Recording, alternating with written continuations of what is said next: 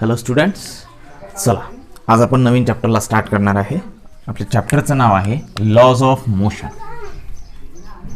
चॅप्टरचं नाव आहे lodge of motion.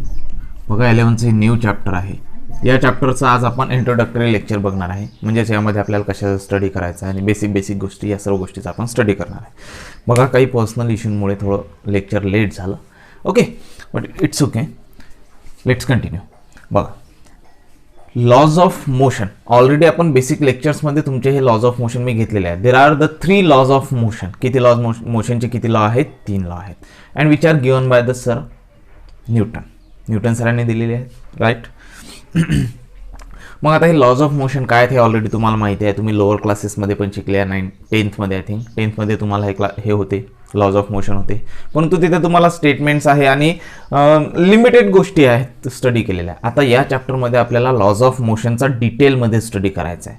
जिथे जे 3 लॉज ऑफ मोशन दिलेले आहेत त्या प्रत्येक लॉ ऑफ मोशनचा आपल्याला डिटेलमध्ये जाऊन आज म्हणजेच या चॅप्टरमध्ये स्टडी करायचा आहे. तर सर्वात आधी लॉज ऑफ मोशनवर येण्याआधी ॲक्च्युअलमध्ये या चॅप्टरचं नाव न्यूटन्स लॉज ऑफ मोशन असतं तरीही चाललं असतं. Newton's laws of motion, because these laws of motions are given by the sir Newton. Okay, तर मोशन आपल्याला ऑलरेडी माहित आहे. मोशनला टोटली रिस्पॉन्सिबल कोण आहे? मोशन कोणामुळे होतं? Force is totally responsible for motion. कोण रिस्पॉन्सिबल आहे? Force is totally responsible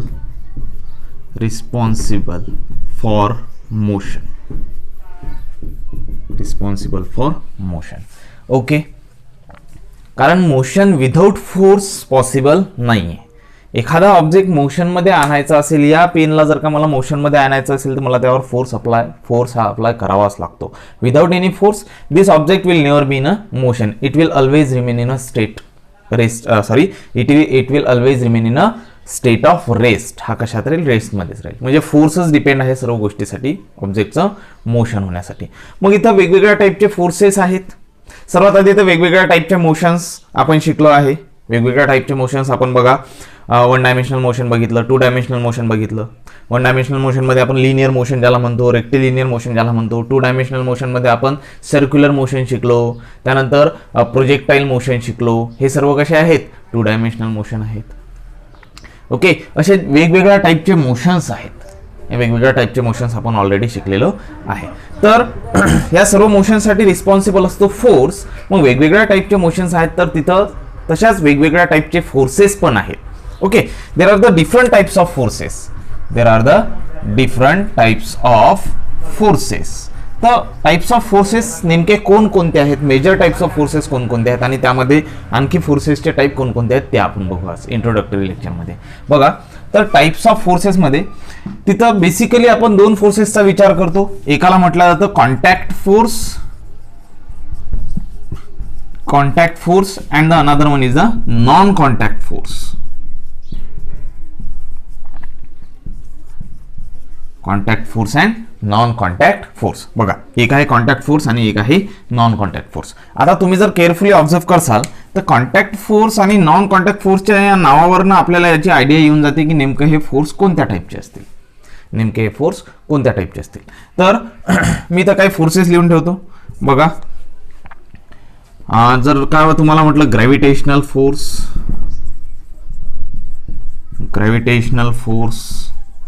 then electrostatic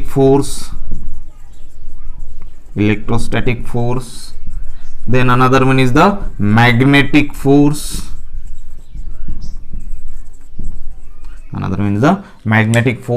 आणि इथे तुम्हाला जर का म्हटलं तर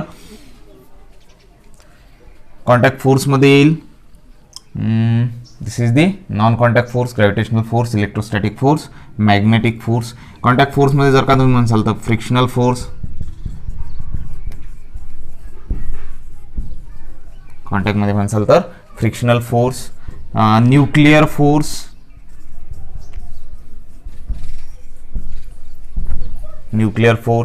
देन द फ्रिक्शनल फोर्स झालं, न्यूक्लिअर फोर्स झालं, त्यानंतर वीक फोर्स, अशा वेगवेगळ्या टाईपचे फोर्सेस आपण स्टडी करतो.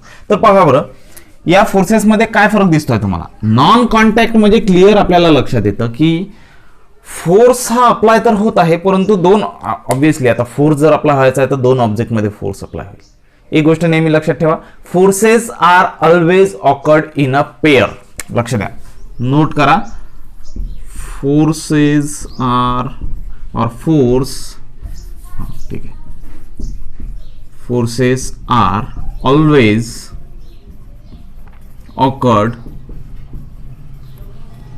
In a pair. Forces are always occurred in a pair. Forces नेहमी कसे ऑकर होतात? पेअर मध्ये ऑकर होतात. पेअर म्हणजे जोडी, पेअर म्हणजे जोडी, दोन जोडी म्हणजे जोडीमध्येच काय अप्लाय होईल? Force apply. एकटाच ऑब्जेक्ट आहे तर एकटाच ऑब्जेक्टवर फोर्स तुम्ही कसा एक्सप्लेन करसाल? नाही एक्सप्लेन करू शकत. मग फोर्स अप्लाय होण्यासाठी किंवा फोर्स ऑकर होण्यासाठी, फोर्स तयार होण्यासाठी आपल्याला कमीत कमी किती पाहिजेत? दोन पाहिजे. Forces are always occurred in a pair. मग तसंच पहा, नॉन कॉन्टॅक्ट फोर्स मध्ये हा जो लिहिला मी ग्रॅव्हिटेशनल फोर्स, कोणता फोर्स आहे? Gravitational force. तर ग्रॅव्हिटेशनल फोर्स आपण कशाला म्हणतो? सिंपल आहे, ग्रॅव्हिटेशनल फोर्स आपण या अर्थवर बाउंड आहे due to because of gravitational force. एखादा ऑब्जेक्ट जर का वर फेकला तो नेहमी कुठे येतो? खालीच येतो. It is due to the gravitational force. मग तुम्ही जर का पाहाल, हा जो ग्रॅव्हिटेशनल फोर्स आहे एखाद्या ऑब्जेक्टवर, हा कोण अप्लाय करतो? अर्थ अप्लाय करते. The gravitational force is applied by earth on objects which are on the earth. जे अर्थवर ऑब्जेक्ट्स आहेत त्यावर कोण अप्लाय करतं? आपली अर्थ काय करतं? ग्रॅव्हिटेशनल फोर्स अप्लाय करतं. मग ह्या ग्रॅव्हिटेशनल फोर्स अप्लाय करण्यासाठी जरुरी आहे का की अर्थचा आणि त्या ऑब्जेक्टचा कॉन्टॅक्ट असायला पाहिजे? नाही. तुम्ही जर का पाहाल, सध्या हा माझ्या हातात पेन आहे. ओके, हा पेन मी इथून असा सोडून दिला तर कुठं जाईल? खाली जाईल. आता हा एक ऑब्जेक्ट आहे आणि अर्थ एक ऑब्जेक्ट आहे. हे दोन वेगवेगळे ऑब्जेक्ट आहेत. एकमेकाच्या कॉन्टॅक्टमध्ये आहेत का? नाही, एकमेकाच्या कॉन्टॅक्टमध्ये ते नाही आहेत. तरीही या पेनाला जर का मी सोडलं तर तो कुठे जाऊन पडतो? खाली ग्राउंडवर जाऊन पडतो. का? Because of earth gravitational force. अर्थची जी ग्रॅव्हिटी आहे ती त्याला अट्रॅक्ट करते. ती त्याला काय करते? अट्रॅक्ट करते. आणि अट्रॅक्ट करण्यासाठी ते डायरेक्ट अशी अर्थ अशी उडाली वर आणि या ऑब्जेक्टला पकडला आणि नंतर खाली घेऊन गेली, असं होतं का? नाही. कॉन्टॅक्टची गरज आहे का? नाही. नॉन कॉन्टॅक्ट, इथं ऑब्जेक्टचा कॉन्टॅक्ट होत नाही तरीही त्यामध्ये काय असतो? फोर्स असतो. त्या टाईपच्या फोर्सेसला म्हटलं जातं नॉन कॉन्टॅक्ट फोर्स. त्या टाईपच्या फोर्सेसला म्हटलं जातं नॉन कॉन्टॅक्ट फोर्स. आणि त्यामध्ये हा ग्रॅव्हिटेशनल फोर्सचं एक एक्झाम्पल सांगितलं. तसंच परत इलेक्ट्रोस्टॅटिक फोर्स. बघा, इलेक्ट्रोस्टॅटिक फोर्स कोणता आहे? तर इलेक्ट्रोस्टॅटिक फोर्स तुम्हाला माहिती आहे. Electrostatic force it is the force between the nucleus and the electron. Force between the nucleus and the electron. तुम्ही केमिस्ट्रीमध्ये ॲटमचं स्ट्रक्चर शिकलेले आहे. ॲटमच्या स्ट्रक्चरमध्ये सेंटरला काय असतं? न्यूक्लियस. आणि इलेक्ट्रॉन्स काय करतात? न्यूक्लियसच्या अवतीभोवती रिव्हॉल्व्ह करतात. And these electrons are revolving around the nucleus. It is due to because of one force. That force is known as electrostatic force. हा जो इलेक्ट्रॉन या न्यूक्लियसच्या चारही बाजूने फिरतो, तर ह्या फिरण्यामागचं कारण हा बाउंड राहतो, याच्या मागचं कारण जो फोर्स आहे त्या फोर्सला म्हटलं जातं इलेक्ट्रोस्टॅटिक फोर्स. जसा की आपला सन हा सेंटरला आहे, अर्थ आणि बाकीचे प्लॅनेट सनच्या अवतीभोवती फिरतात. आणि सन आणि अर्थ मध्ये कोणता फोर्स आहे? Gravitational force. म्हणजे ग्रॅव्हिटेशनल फोर्समुळे अर्थ जी आहे ही सनला बाउंड आहे. तसंच न्यूक्लियस हा सेंटरला आहे, इलेक्ट्रॉन हा चारही बाजूने फिरतो आणि हा इलेक्ट्रॉन या न्यूक्लियसला एका फोर्सने बाउंड आहे. त्या फोर्सचं नाव आहे इलेक्ट्रोस्टॅटिक फोर्स. त्या फोर्सचं नाव आहे इलेक्ट्रोस्टॅटिक फोर्स. आणि आपण सर्क्युलर मोशन मध्ये शिकलो होतो. हा कोणतं मोशन करताय? सपोज करा सर्क्युलर मोशन करताय. सर्क्युलर मोशनसाठी रिस्पॉन्सिबल असणारा फोर्स असतो सेंट्रिपिटल फोर्स. तर सेंट्रिपिटल फोर्सची ड्युटी इथं कोण करताय? Electrostatic force. आपण लेक्चरमध्ये, क्लासरूम लेक्चरमध्ये बघितलं होतं, तुम्हाला सांगितलं होतं. मग परत पहा, हा इलेक्ट्रॉन आणि हा हा इलेक्ट्रॉन आणि हा न्यूक्लियस, हा पॉझिटिव्हली चार्ज, हा निगेटिव्हली चार्ज. या दोघांमध्ये काय? फोर्स ऑफ अट्रॅक्शन आहे. एक प्रकारचा फोर्स आहे. परंतु हा फोर्स अप्लाय होताना दोघांचा एकमेकांसोबत कॉन्टॅक्ट येतोय का? नाही, एकमेकांसोबत कॉन्टॅक्ट येत नाही. दूर आहेत तरीही त्यामध्ये फोर्स आहे, कॉन्टॅक्ट नाहीये, म्हणून त्याला म्हटलं जातं नॉन कॉन्टॅक्ट फोर्स. ओके, समजलं? नॉन कॉन्टॅक्ट फोर्स एक्झाम्पल आहे मॅग्नेटिक फोर्स. आता मॅग्नेटिक फोर्स तुम्ही कुठं पाहिलेला? Magnet means what? मॅग्नेट म्हणजे चुंबक, ज्याला आपण म्हणतो. लहानपणी तुम्ही खेळले असाल चुंबकासोबत. चुंबकाला किती पोल्स असतात? 2 पोल असतात. Suppose this is the bar magnet. Bar magnet म्हणजे एक पुरा बार आहे त्याचा, असा एक नॉर्थ पोल आणि साऊथ पोल. काय? नॉर्थ पोल आणि साऊथ पोल. हे एक मॅग्नेट आहे, म्हणजे चुंबक आहे. एखादं दुसरं चुंबक जर का याच्या समोर आणलं आणि असं ठेवलं, तर एका बाजूनं त्याचे जे एंड्स असतात, एका बाजूचे एंड काय होतात, एकमेकाला अट्रॅक्ट होतात. ते अट्रॅक्ट का होत असतील, कारण हा इथं साऊथ आहे तर इथं नॉर्थ आला आणि हा साऊथ, इकडनं साऊथ इकडनं नॉर्थ आला तर ते एकमेकाला काय होतात, अट्रॅक्ट होतात, चिपकतात. परंतु जर का याला असं फिरवलं, म्हणजे इकडनं आणला साऊथ आणि इकडनं आणला नॉर्थ, म्हणजे दोनही साईडनं लाईक पोल्स जे आहेत, एकसारखे पोल्स जर का एकमेकासमोर आणले तर ते काय करतात, एकमेकाला रिपेल करतात. तुम्ही खेळले असाल लहानपणी, एका बाजून घेतलं तर चिपकते आणि त्याला पलटून जर का घेतलं तर काय होते, ते रिपेल करते, एकमेकाला लोटतं. तुम्ही बऱ्याचदा असे खेळले असाल, एखादा बार मॅग्नेट असा ठेवला, दुसरा बार मॅग्नेट त्याच्या मागे नेला, असा आपण हा जसा समोर सरकवतो हा ऑटोमॅटिकली त्याच्या समोर सरकतो, मधात गॅप असतो तरीही तो त्याच्या समोर सरकतो. हे तुम्ही खेळले असाल, गाडी खेळले असाल तुम्ही लहानपणी, बरोबर आहे ना. तर ज्यावेळेस हे साऊथ एकमेकासमोर येतात, लाईक पोल्स एकमेकासमोर येतात, तर ते काय करतात, एकमेकाला रिपेल करतात. म्हणजे जसं जसं तुम्ही याला इकडे सरकवसाल हा ऑटोमॅटिकली इकडे सरकतो. या दोघांमध्ये कॉन्टॅक्ट नसला तरीही, कॉन्टॅक्ट राहत नाही तिथं तरीही काय होतो, तो समोर सरकतो. मग समोर सरकतो म्हणजेच मोशनमध्ये येतो. मोशनमध्ये येण्यासाठी रिस्पॉन्सिबल कोण आहे, मोशनमध्ये येण्यासाठी फोर्स रिस्पॉन्सिबल आहे. याचा मिनिंग की या दोघांमध्ये एक पर्टिक्युलर फोर्स आहे, त्या फोर्सला म्हटलं जातं मॅग्नेटिक फोर्स, आणि हा फोर्स अप्लाय होण्यासाठी इथं कॉन्टॅक्टची गरज नाही. तिथं कॉन्टॅक्ट नसला तरीही काय अप्लाय होतो, फोर्स अप्लाय होतो. मग या टाईपच्या फोर्सेसला म्हटलं जातं नॉन कॉन्टॅक्ट फोर्स. या टाईपच्या फोर्सेसला म्हटलं जातं non contact force. Got it? Okay. आता तसंच इकडे या कॉन्टॅक्ट फोर्स सिंपल आहे.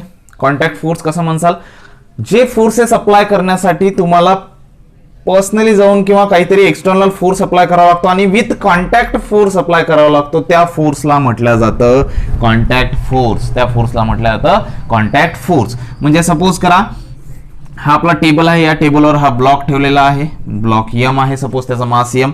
या ब्लॉकची पोझिशन सध्या ही आहे ए. या ब्लॉकची पोझिशन चेंज करून मला बी वर आणायची आहे. काय करायचे आहे, बी वर आणायचे. हा टेबल असा हॉरिझॉन्टल टेबल ठेवलेला आहे. आता या ब्लॉकला उचलून मला इथं ठेवायचं आहे. तर या ब्लॉकची जर पोझिशन मला चेंज करायची आहे, म्हणजे याला जर का मोशन मध्ये आणायचं आहे, तर मला यावर फोर्स अप्लाय करावा लागेल.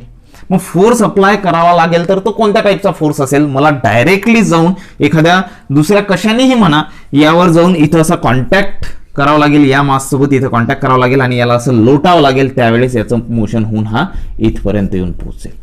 म्हणजेच याचं मोशन करण्यासाठी मला जो इथं फोर्स अप्लाय करावा लागला, त्यासाठी या ऑब्जेक्टचा आणि ज्या दुसऱ्या ऑब्जेक्ट मी त्यावर फोर्स अप्लाय करत आहे त्या दोनही ऑब्जेक्टचा काय करावा लागला, कॉन्टॅक्ट करावा लागला. आणि कॉन्टॅक्ट केल्यानंतरच त्याचं काय झालं, मोशन झालं. काय झालं, मोशन झालं. मग अशा टाईपचे जे फोर्सेस आहेत, या टाईपचे जे फोर्सेस आहेत, या फोर्सेसला म्हटलं जातं कॉन्टॅक्ट फोर्स. या फोर्सेसला म्हटलं जातं कॉन्टॅक्ट फोर्स. समजलं सर्वांना? या फोर्सेसला काय म्हटलं जातं, कॉन्टॅक्ट फोर्स. एकदम इझी आहे. जिथं कॉन्टॅक्ट होईल दोन ऑब्जेक्टमध्ये आणि तिथं तो फोर्स अप्लाय होईल त्याला कॉन्टॅक्ट, आणि जिथं कॉन्टॅक्ट नाही तिथं नॉन कॉन्टॅक्ट. मग फॉर एक्झाम्पल यामध्ये आपण म्हटलं फ्रिक्शनल फोर्स. यामध्ये काय म्हटलं आपण, फ्रिक्शनल फोर्स. बघा फ्रिक्शनल फोर्स म्हणजे सिंपल आहे. फ्रिक्शनल फोर्स म्हणजे फ्रिक्शन मीन्स व्हॉट, फ्रिक्शन म्हणजे घर्षण, ज्याला आपण मराठीत म्हणतो. ओके, फ्रिक्शन म्हणजे काय, घर्षण. फ्रिक्शन हे नेहमी कशात होतं, दोन ऑब्जेक्टमध्ये होतं. जसं की तुम्ही सध्या गाडी तुम्ही चालवत आहे, तर गाडीचे जे टायर्स आहेत, हे टायर्स काही दिवसांनी बघा नवीन टायर आपण गाडीला टाकतो. नवीन टायर टाकल्यानंतर काही दिवसांनी ते टायर चोपडं होतं म्हणतो ना आपण, ते घासल्या जाते. ते टायर का घासल्या जाते, कारण त्या टायरचा, ते जे टायर आहे आणि जो आपला ग्राउंड सरफेस आहे म्हणजे रोड आहे, या दोघांमध्ये काय होतं, फ्रिक्शन होतं, घर्षण होतं. घर्षण होण्यामुळे काय होतं, ते घासल्या जातं. आणि तो त्या दोघांमध्ये जो फोर्स आहे त्या फोर्सला म्हटलं जातं फ्रिक्शनल फोर्स. त्या फोर्सला म्हटलं जातं frictional force. And due to this frictional force, only because of this frictional force we can walk easily on the surface. If the frictional force is lower, then we will get the slip. जर का frictional force कमी झाला, friction जर का कमी झाला तर आपण काय होतो, घसरतो. तुम्ही पाहिलं असाल घरात आपल्या टाइल्स बसवलेली असेल आणि त्यावर एखाद वेळेस टाइल्सवर आपण इझिली नॉर्मली चालतो, परंतु चुकून जर का कोणाकडून ऑइल तिथे सांडलेलं असेल आणि ऑइलवर आपला पाय पडला तर काय होतं, आपण घसरून खाली पडतो. का घसरून खाली पडलो, कारण की त्या ऑइलमुळे आपले जे पाय आहेत, त्या ऑइलमुळे आपले जे पाय आहेत, आपल्या पायामधला आणि जो ग्राउंड सरफेस आहे त्या दोघांमधला फ्रिक्शनल फोर्स काय होतो, कमी होतो. घर्षण काय होतं, कमी होतं. घर्षण कमी झाल्या कारणानं फ्रिक्शनल फोर्स तिथं कमी लागतो आणि आपण काय होऊन जातो, स्किड होतो, सटकून जातो. ओके, म्हणजे जर का इझिली व्यवस्थितरित्या चालायचं असेल, सेफली चालायचं असेल तर फ्रिक्शनल फोर्स एका पर्टिक्युलर व्हॅल्यूचा हा असलाच पाहिजे. हा एकदम जास्तही फ्रिक्शनल फोर्स असायला नको. जास्त जर का फ्रिक्शनल फोर्स असला तर आपल्याला आपले पाय खराब होतील किंवा टायर्स खूप लवकर खराब होतील. तुम्हाला माहिती आहे ना, खरबडला जर का रस्ता असेल, एखादा आबडधोबड जर का रस्ता असेल, त्यावर टायर खूप लवकर खराब होतात. फ्रिक्शनल फोर्स तिथं खूप जास्त असतो. म्हणजे फ्रिक्शनल फोर्स हा खूप जास्तही असायला नको आणि कमीही असायला नको. त्याची एक पर्टिक्युलर व्हॅल्यू असते. त्या फिक्स्ड व्हॅल्यूचा फ्रिक्शनल फोर्स असेल तर आपण इझिली वॉक करू शकतो, चालू शकतो. Okay, then this is the example of contact force. हा काय एक्झाम्पल आहे contact force. Now another type of force is the nuclear force. आता न्यूक्लिअर फोर्स कोणते फोर्सेस? तर न्यूक्लिअर फोर्स म्हणजे सिंपल, न्यूक्लिअर नावावरनं आठवते तुम्हाला, नावावरनं तुमच्या लक्षात येतं न्यूक्लिअर फोर्स. न्यूक्लिअर फोर्स म्हणजेच काय? The force which are acted inside the nucleus. The forces which are acted inside the nucleus. And what is inside the nucleus? न्यूक्लियसच्या आतमध्ये काय आहे? पॉझिटिव्हली चार्ज न्यूक्लियस आहे, निगेटिव्हली चार्ज इलेक्ट्रॉन आहे. परंतु हा जो न्यूक्लियस आहे, न्यूक्लियसच्या आतमध्ये काय, तर तुम्ही केमिस्ट्री शिकले आहे, न्यूक्लियसच्या आतमध्ये इथं काय प्रोटॉन पण आहे आणि न्यूट्रॉन पण आहे. काय आहे? प्रोटॉन पण आहे आणि न्यूट्रॉन पण आहे. न्यूट्रॉन कसा आहे? न्यूट्रल. आणि प्रोटॉनवर कोणता चार्ज आहे? Positive charge. फक्त एकच प्रोटॉन आहे का? नाही, तिथं खूप सारे प्रोटॉन्स आहेत आणि सर्वचे सर्व कसे आहेत? पॉझिटिव्हली चार्ज आहेत. सर्वचे सर्व कसे आहेत? पॉझिटिव्हली चार्ज आहेत. मग तुम्ही पहा, सर्वचे सर्व पॉझिटिव्हली चार्ज आहेत, तर जर का लाईक चार्जेस जवळजवळ आले तर काय व्हायला पाहिजे? रिपेल. पॉझिटिव्ह काय करतो? एकमेकाला रिपेल करतो, दूर दूर पाठवतो. पॉझिटिव्ह निगेटिव्ह एकमेकाला अट्रॅक्ट करतो. परंतु प्रोटॉन हे सर्व कशात? पॉझिटिव्हली चार्ज आहेत आणि एकाच ठिकाणी येऊन बसलेले आहेत. त्यामध्ये रिपल्शन असायला पाहिजे नाही, तरीही पण ते कुठे येतात? एकाच ठिकाणी येतात. आणि त्याच्या आतमधला जो फोर्स आहे त्या फोर्सला म्हटलं जातं न्यूक्लिअर फोर्स. आणि ते कसे आहेत? एकमेकाच्या कॉन्टॅक्टमध्ये आहेत, त्यांना म्हटलं जातं कॉन्टॅक्ट फोर्स. ओके, आता वीक फोर्सेस असे बरेचसे फोर्स आहेत. वीक फोर्स म्हणजे जर का तुम्ही म्हणसाल gravitational force is the not weak force, it is the long range force. यावर येऊ आपण परत. वीक फोर्सेस म्हणजे खूप कमी प्रमाणात की जे न्यूक्लिअर फोर्सेस असतात, वीक फोर्सेस राहतात त्यामध्ये. Okay, so these are different types of forces. Basically there are the two, contact force and non contact force. आणि बघा, आपल्या फिजिक्समध्ये एक रूल आहे. रूल म्हणजे आपला एक असं उद्देश आहे की प्रत्येक गोष्टीचं युनिफिकेशन झालं पाहिजे. काय झालं पाहिजे? युनिफिकेशन. तर युनिफिकेशन मीन्स व्हॉट? युनिफिकेशन म्हणजे असं की वेगवेगळ्या गोष्टीचा स्टडी करायची गरज नाही पडली पाहिजे. खूप साऱ्या गोष्टी कोणत्या तरी एकाच गोष्टीवरनं एक्सप्लेन झाल्या पाहिजे. म्हणजे इथं फोर्सेस लिहून ठेवले, हा एक फोर्स वेगळा, तो एक फोर्स वेगळा, हा एक फोर्स वेगळा. तर आपला उद्देश असा आहे की हे एवढे खूप सारे फोर्सेसची गरज नाही, कोणता तरी एकच फोर्स आपल्याला डिफाईन करायचा आहे आणि त्या एका फोर्सवरनच बाकीचे फोर्स असतील. एका फोर्सवरनच बाकीचे फोर्स असतील असा आपला एक उद्देश आहे आणि त्यावर सायंटिस्ट लोकांचं कामही सुरू आहे. ओके, परंतु आतापर्यंत तरी युनिफिकेशन करत असताना म्हणजे बघा, खूप सारे फोर्सेस आहेत. Gravitational, electrostatic, magnetic, nuclear, weak, frictional, electrical force, खूप सारे अशा टाईपचे फोर्सेस आहेत. परंतु हे फोर्सेस कमी कमी कमी कमी करत करत करत करत 4 fundamental basic forces. There are 4 fundamental forces. 4 fundamental forces are in nature. Fundamental forces are in nature. आतापर्यंत नेचरमध्ये फंडामेंटल फोर्सेस किती डिफाईन केले गेले? 4 फंडामेंटल फोर्सेस डिफाईन केले गेले. सर्वात फर्स्ट ग्रॅव्हिटेशनल फोर्स, तुम्ही त्याला म्हणा gravitational force. Then second one is the electromagnetic force. magnetic force. Third one is the strong nuclear force.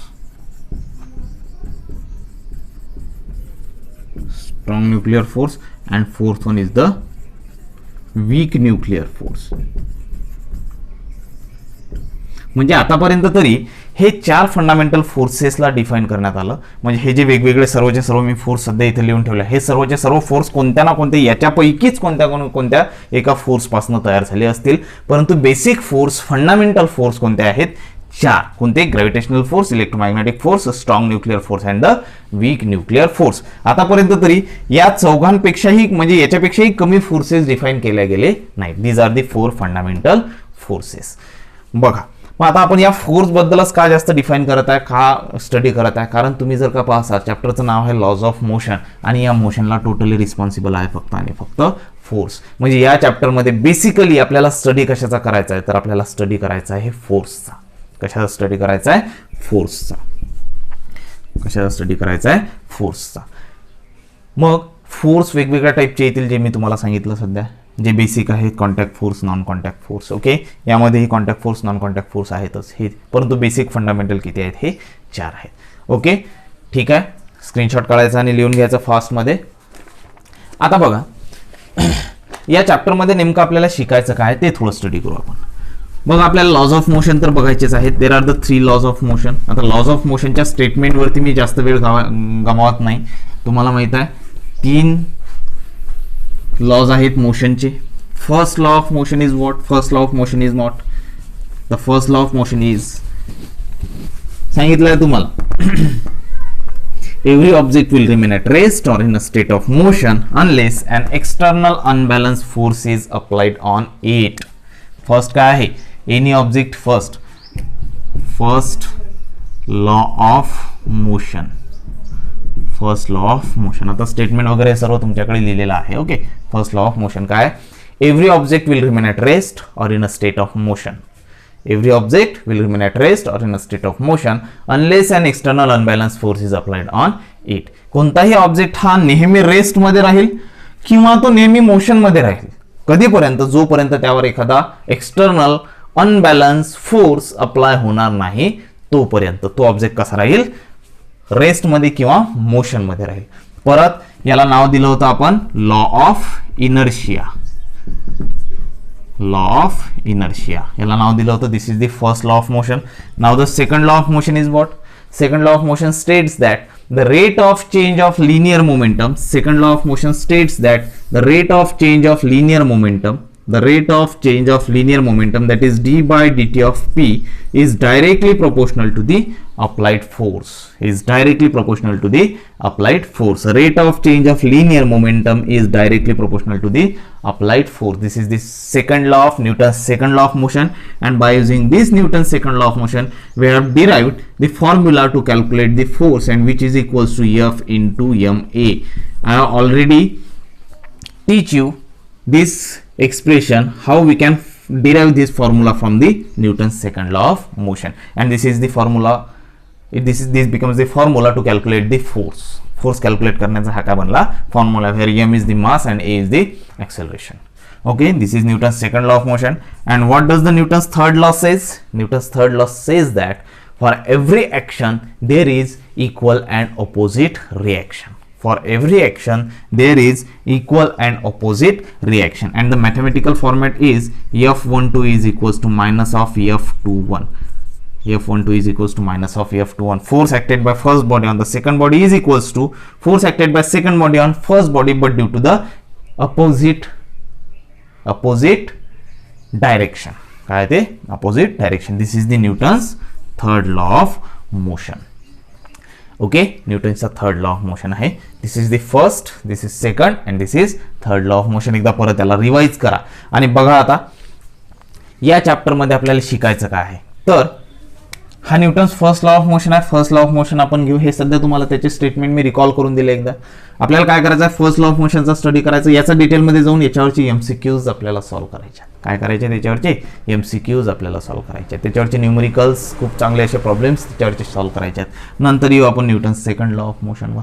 Second law of मोशनवरचे फोर्स आहे, फोर्स डिफाईन केला, त्याच्यावरचे परत एमसीक्यूज, नंतर Newton's third law of motion. या सर्व गोष्टीचा आपल्याला इथं स्टडी करायचा आहे.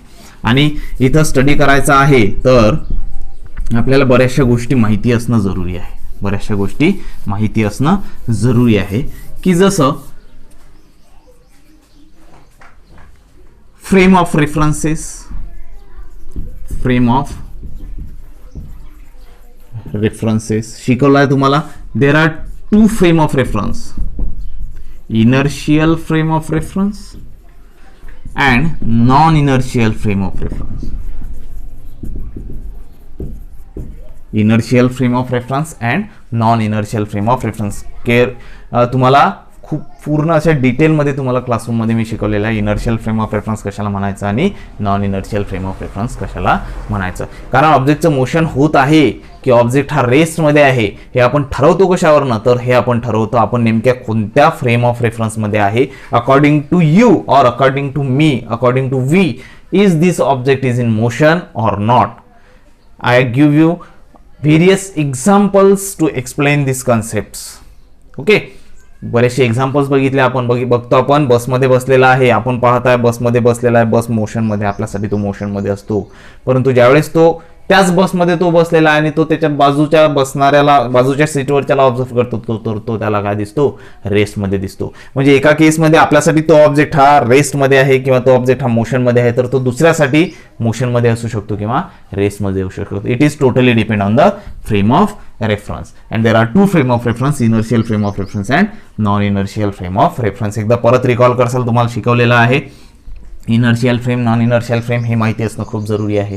परत आपल्याला नॉर्मल रिएक्शन बद्दल शिकायचं आहे. यामध्ये कशाबद्दल शिकायचं आहे, नॉर्मल रिएक्शन. त्यानंतर टेन्शनचा फोर्स, टेन्शन फोर्स शिकायचा आहे. टेन्शन फोर्स बघा, जे मी तुम्हाला कॉन्टॅक्ट फोर्स दाखवले होते त्यामध्ये टेन्शन फोर्स एक आहे. नॉर्मल रिएक्शन बघायचा आहे, टेन्शन फोर्स बघायचा आहे. त्यानंतर आपल्याला स्प्रिंग फोर्स, त्यानंतर बघायचा आहे स्प्रिंग फोर्सचा स्टडी करायचा आपल्याला. त्यानंतर आणखी जर म्हणसाल तर इथं फ्रिक्शनल फोर्स येईल. फ्रिक्शनल फोर्सचा आपल्याला याच्यात स्टडी करायचा आहे. फ्रिक्शनल फोर्सचा आपल्याला याच्यात स्टडी करायचा आहे. नंतर खूप जास्त इम्पॉर्टंट की ज्यावर 101% MCQs विचारला जातो नीटच्या एक्झाममध्ये, नीट जेईच्या एक्झाममध्ये विचारला जातो, ज्याला म्हटलं जातं FBD, that is free body diagram. Free body diagram याचा स्टडी आपल्याला इथं करायचा आहे. फ्री बॉडी डायग्राम म्हणजे फोर्सेस, बॉडीवर ऍक्ट होणाऱ्या फोर्सेस, या स्टडी आपल्याला करायचा आहे. या व्हेरियस कन्सेप्ट्स आहेत की या चॅप्टरमध्ये आपल्याला याचा स्टडी करायचा आहे आणि प्रत्येकावरचे न्यूमरिकल्स, प्रत्येकावरचे MCQs आपल्याला बघायचे आहेत. परंतु याच्यासाठी हे स्टडी करण्यासाठी तुम्हाला जे बेसिक मी सांगितलं, types of forces, contact force, non contact force, okay, frame of references आहे, inertial frame, non inertial frame, ह्या सर्व गोष्टी तुम्हाला माहिती असणं जरुरी आहे. नॉर्मल रिएक्शन काय आहे, टेन्शन फोर्स काय आहे, स्प्रिंग फोर्स काय आहे, फ्रिक्शनल फोर्स काय आहे, फ्री बॉडी डायग्राम काय आहे, त्याचे न्यूमरिकल्स कसे आहेत, हे आपल्याला स्टडी करायचं आहे या चॅप्टरमध्ये.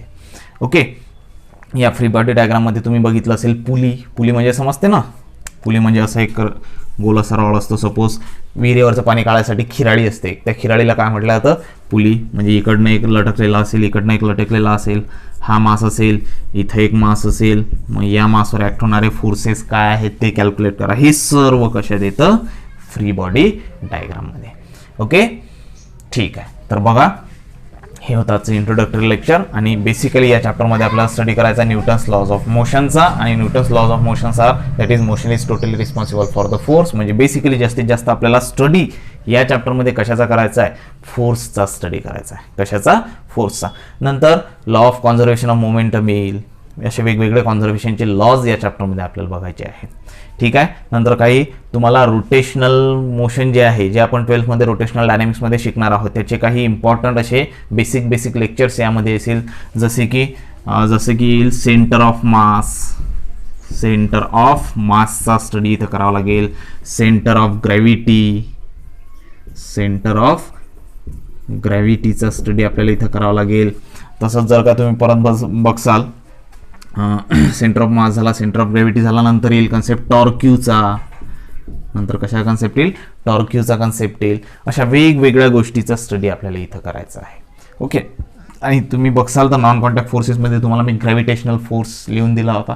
तर ग्रॅव्हिटेशनल फोर्सचा आपल्याला इथं स्टडी करायची गरज नाही, कारण ग्रॅव्हिटेशनल फोर्सचं एक स्पेशल असं चॅप्टर बनवून टाकलेलं आहे की जे आपल्याला शिकायचं आहे. 11thमध्येच आहे आपल्याला ग्रॅव्हिटेशनल नावाचं special chapter. And again that gravitational force is given by the Newton. Sir न्यूटननीच दिलेला आहे ग्रॅव्हिटेशनल, ज्याला म्हटलं जातं लॉ ऑफ ग्रॅव्हिटेशन. आणि लॉ ऑफ ग्रॅव्हिटेशन तुम्ही शिकलेले आहे, F is equals to G m1m2/r². तर ग्रॅव्हिटेशनल फोर्सचा, न्यूटन्स लॉ ऑफ ग्रॅव्हिटेशनचा आपल्याला डिटेलमध्ये स्टडी करायचा आहे. कशामध्ये, ग्रॅव्हिटेशन या चॅप्टरमध्ये. तो एका टाईपचा फोर्स आहे. मी आधी सांगितलं तुम्हाला या चॅप्टरमध्ये आपल्याला जास्तीत जास्त स्टडी करायचा आहे कशाचा, फोर्सचा. तर जो ग्रॅव्हिटेशनल फोर्स आहे हा आपल्याला स्पेशल चॅप्टर आहे ते. त्यानंतर इलेक्ट्रोस्टॅटिक फोर्स आणि मॅग्नेटिक फोर्स जे लिहून दिले होते मी तुम्हाला इथं, इलेक्ट्रोस्टॅटिक फोर्स आणि मॅग्नेटिक फोर्स. या इलेक्ट्रोस्टॅटिक आणि मॅग्नेटिक फोर्सचा स्टडी आपल्याला करायचा आहे 12th स्टँडर्डमध्ये. सध्या आपल्या कशाचं सुरू आहे, 11th स्टँडर्डचा.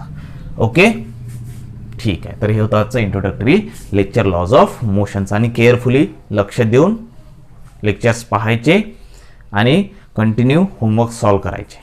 ओके, ठीक आहे.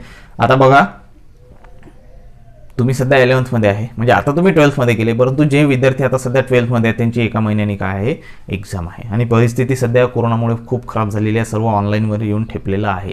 आणि ऑनलाईनवर 12च्या विद्यार्थ्यांचा एवढा अभ्यास होणं पॉसिबल नाही आहे. परंतु तुमच्यावरही असा प्रॉब्लेम येणार नाही, डोंट वरी. हे वर्ष पूर्ण लॉकडाऊनमध्ये जाणार नाही, जसं लास्ट इयर गेलं होतं तसं लॉकडाऊनमध्ये कदापि जाऊच शकणार नाही, जाणारच नाही. आणि लवकरात लवकर तुमचेही क्लासेस सुरू करण्याचा विचार आपण सध्या करत आहे. ओके, तुमची क्लासेस सुरू करण्याचा आपण विचार, म्हणजेच ऑफलाईन क्लासेस सुरू करण्याचा विचार करत आहे. परंतु आणखी काही दिवस थोडंसं वेट घ्या, आणखी काही दिवस थोडीशी वाट पहा. काही दिवसानंतर, म्हणजे या 4-8 दिवसानंतर तुमचेही ऑफलाईन क्लासेस सुरू करायचा विचार सुरू आहे. तर आपण लवकरात लवकर ते करू. तोपर्यंत तुम्ही ऑनलाईन स्टडी करा आणि रेग्युलर लेक्चर्स पहा आणि होमवर्क्स शेअर करा. ओके, थांबवा इथं.